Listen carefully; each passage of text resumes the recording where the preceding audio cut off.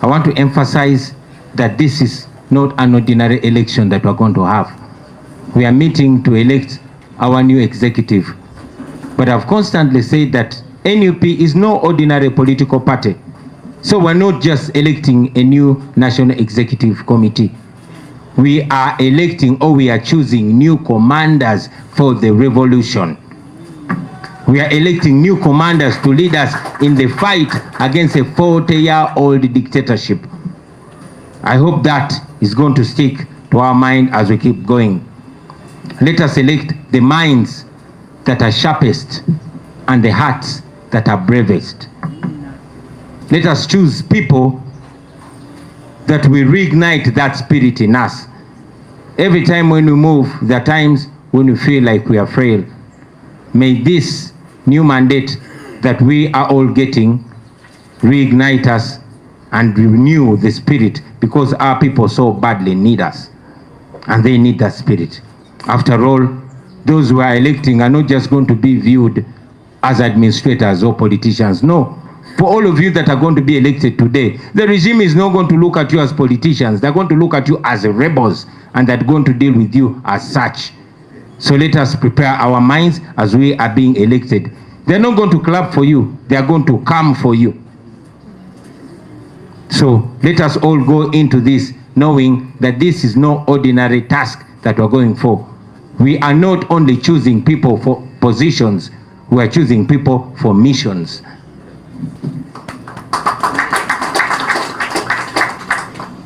I'm aware, ladies and gentlemen, that it is challenging for us. I mean, we are casting our votes today. Many are running. But most importantly, to you who are voting, I want you to look at two things. Number one, ask yourself a question. Which candidate is best suited to organize us, to lead us, and to inspire us? That candidate that you are voting for, how able are they to organize, to lead, and to inspire others? Those are questions that we should go asking ourselves as we go to vote for those our comrades. That candidate should be able to serve and advance the struggle to our next level.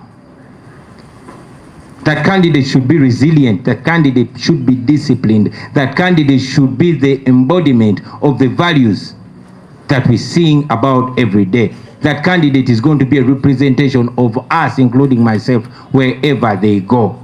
So when we are choosing, let that be at the back of our mind. Number two, ask yourself which candidate will not be silenced when threatened. Will that candidate not sell out when they are tempted or when they are presented with goodies? Those are questions that we, the voters, must have even within ourselves as we go to choose our leaders. I will remind you, ladies and gentlemen, that we never have had opportunity to exercise the mandate you gave me to appoint leaders. I've tried to go along those lines. I beseech you as well to take that example and make it even finer and better. I'm urging us, ladies and gentlemen, to vote for the most competent leaders, not for those that have already reached out to you, not for those that smile best. Don't vote just for your friend. Don't vote just for the most good-looking, and I'm not attacking the good-looking ones here. But go for somebody that will most represent us, because that person you're electing is going to be the real NUP representation. So let's go for the most competent. It does not matter whether that candidate is a senior in rank or in social status. It should be the embodiment of the values and the understanding of the struggle that we are advancing. So during the harmonization, and I must mention this, ladies and gentlemen, I was deeply, deeply moved by some comrade. And one example is here, Honorable Mwada Nkunyinji from Chadondo East, a highly respectable person, a member of parliament, but he saw it moral to cede ground for a tiny Sassy Marvin. And I'm choosing to call him that because he's my friend, and He knows I'm a boxer. But I want to salute you, Honorable Mwada, and leaders that have done the same, the likes of Honorable Susan from Buvuma and others. That is a moral spirit. This gesture, unlike many others that I've not mentioned, is the true meaning of revolutionary humility and sacrifice. Ceding way does not mean that, you're weak or you're scared of the race. No. It means patriotism. So, the rest of you comrades, those that are contesting, I want to once again say it, that if you feel that in your conscience that the position that you're vying for, you are vying against somebody that's more suited, it's only moral, to cede ground to that person. I think it does not project you as weak, but it projects you as revolutionary. It projects a different kind of morality in you.